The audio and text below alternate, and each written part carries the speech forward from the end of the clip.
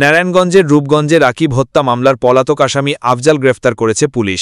রূপগঞ্জ থেকে রিপন সরকারের পাঠানো তথ্য ভিডিওচিত্রে দেখুন বিস্তারিত। নারায়ণগঞ্জের রূপগঞ্জ উপজেলার গোলাকান্দাইল হাট সংলগ্ন কাঠপট্টি এলাকায় প্রকাশ্য দিবালোকে রাকিব হাসান নামের কিশোরকে কুপিয়ে হত্যার ঘটনায় দায়ের করা মামলাসহ 2টি চাঁদাবাজি মামলার ওয়ারেন্টভুক্ত পলাতক আসামি আফজাল হোসেন ভূঁইয়াকে গ্রেফতার করেছে পুলিশ। 27 আগস্ট বুধবার দুপুরে উপজেলার মাঠে ঘাট এলাকা থেকে তাকে গ্রেফতার করা হয়। গ্রেফতারকৃত আফজাল হোসেন ভূঁইয়া উপজেলার টেলাপাড়া এলাকার মৃত নায়েব আলী ভূঁইয়ার ছেলে। রাকিব হাসানের বোন ও মামলার বাদী আখি আক্তার জানান, 2022 সালের 21 সেপ্টেম্বর রাত 8:30টার দিকে প্রকাশ্য দিবালোকে দাবিকৃত চাঁদার টাকা না পেয়ে আসামি শ্রমিক লীগ নেতা দেলোয়ার হোসেন, সজীব মিয়া, হামজালা, আফজাল হোসেন ভূঁইয়া, জাকির হোসেন ও মিল্লাত সহ কয়েকজন মিলে ধারালো অস্ত্র দিয়ে রাকিব হাসানের বাম হাতটি বিচ্ছিন্ন করে দেয়।